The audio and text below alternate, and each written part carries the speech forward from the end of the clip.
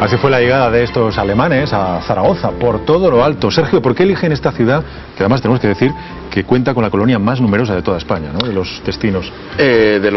Cuando se reparten, sí, no la eligen, realmente se la dan hecha. Estaban bajo jurisdicción militar, eran internados, entonces estaban asimilados como prisioneros de guerra, en realidad, aunque son asimilados como huéspedes. Entonces es el ejército el que les distribuye por distintos enclaves, alejados de la costa, para evitar, era una situación de guerra, para evitar posibles conflictos, ¿no? Sí. Pablo, ¿cómo se lo pasó su abuelo? ¿Qué lugares o locales frecuentaba? Tengo entendido que el antiguo Oasis, el Café Suizo, vinieron con mucho dinero y creo que gastaron tanto que influyeron en los precios al alza.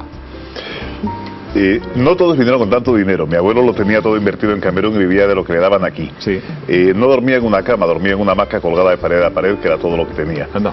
Lo que se trajo fue un criado negro que le acompañaba en esos recorridos por la ciudad, los dos vestidos como de traje colonial, de blanco, lo cual debía causar expectación.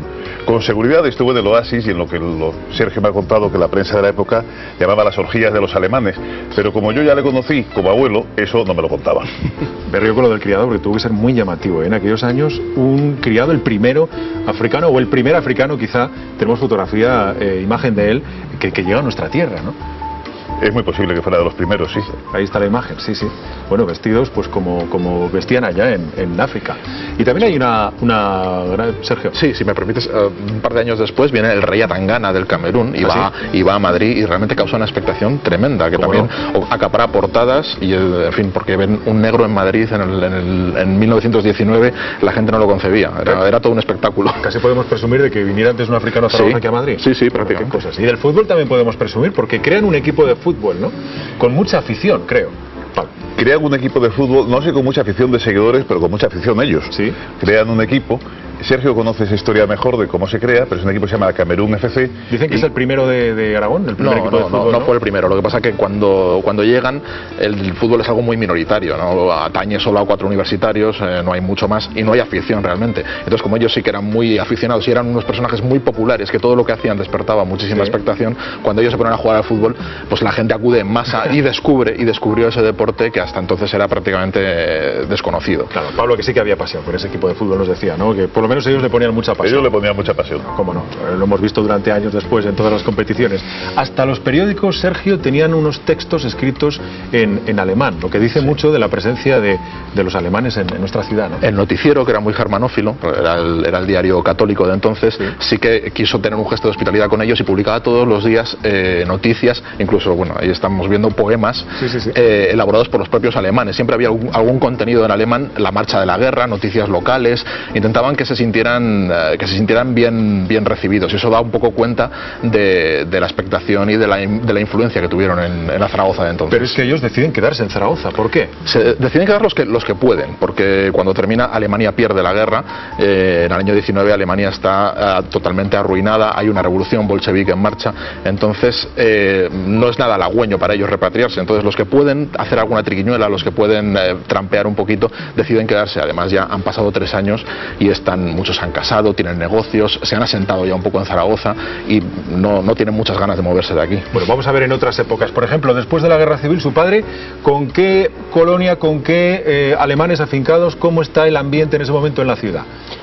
Bueno, cuando llega mi padre a Zaragoza, pues hay una colonia bastante agradable de alemanes, y ya se reunían en el colegio alemán. Sí.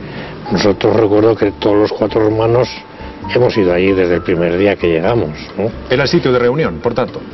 Más o menos. Bueno, no es que fuera el sitio de reunión. El sitio de reunión lo tenían en el Deutsches Heim, que es la casa alemana. Sí.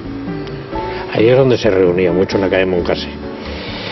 Lo que pasa es que aquí en el colegio alemán pues nos conocimos todos los que había de otros que habían venido. Claro, empezaron las amistades.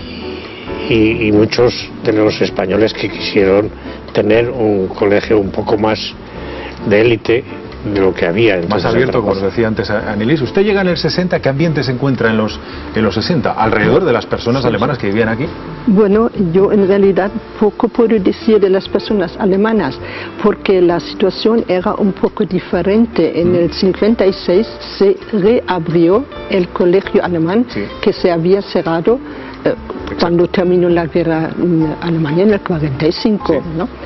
Y entonces las personas que habían tenido hijos en el colegio alemán de antes, pues, y otras personas que ellos mismos habían frecuentado, se habían educado allí, pues tenían mucho interés en que otra vez se abriese un colegio en Zaragoza. Claro. Y estas fueron las personas que yo he conocido. Sí. O sea, los pocos alemanes que entonces tenían hijos que venían al colegio, y luego los otros que sí, que eran, pues bueno, que estaban vinculados al colegio alemán de antes. Claro.